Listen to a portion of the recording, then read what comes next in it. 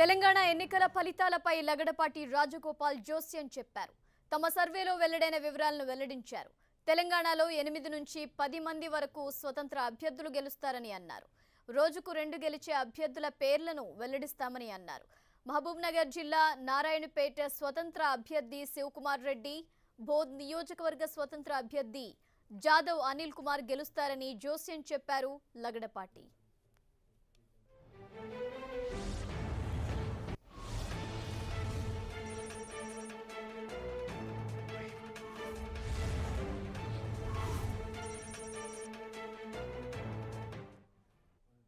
ఎనిమిది నుంచి 10 మంది ఇండిపెండెంట్ అభ్యర్థులు గెలుస్తారంటున్న లగడపాటి రాజగోపాల్తో మా ప్రతినిధి Gopal face to face. Telangana విజేత ఎవరు, తెలంగాణ ఎన్నికల ప్రెడిక్షన్ ఏంటి అన్న చర్చ మాత్రం 2 తెలుగు రాష్ట్రాల్లో కూడా విస్తృతంగా నడుస్తోంది. ఈ నేపథ్యంలో అందరి దృష్టి మాజీ ఎంపీ లగడపాటి రాజగోపాల్ గారి సర్వే మీద పడింది. ఆయన ఏం చెప్పబోతున్నారు, ఏంటి, ఈ ఫలితం ఎలా ఉంటుందనేది చాలా వరకు ఒక ఊహాగానాలు దొరుకుతూ ఉన్నాయి.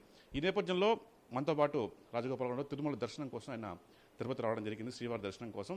ఒకసారి ఆయనతో మాట్లాడదాం. సార్, అంటే సూటిగా విజేత ఎవరు అనే ప్రశ్న మిమ్మల్ని లేని కానీ ఎట్లుంది మీరు ప్రిడిక్షన్ ఏంటి, అబ్జర్వేషన్ ఏంటి సార్ అక్కడ ఫలితాలపైన?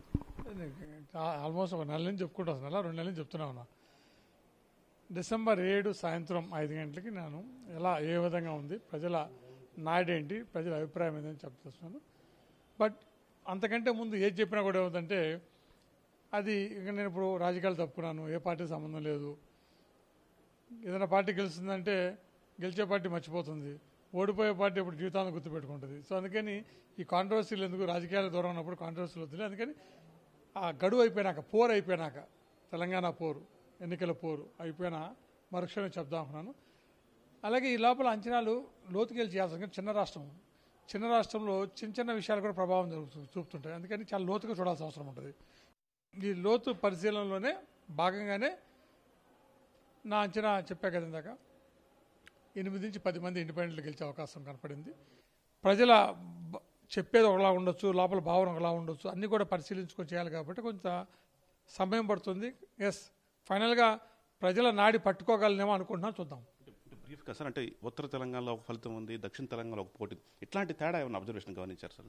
అది చెప్తాను కదా, ప్రజల నాడి కొంచెం పట్టుకోవడం అంత ఈజీ కాదు. ఎందుకంటే చిన్న రాష్ట్రంలో పట్టుకోవడం ఈజీ కాదు. సో అందుకని సర్వేలు అన్నిటికీ అందుతాయని చెప్పాను కాదు.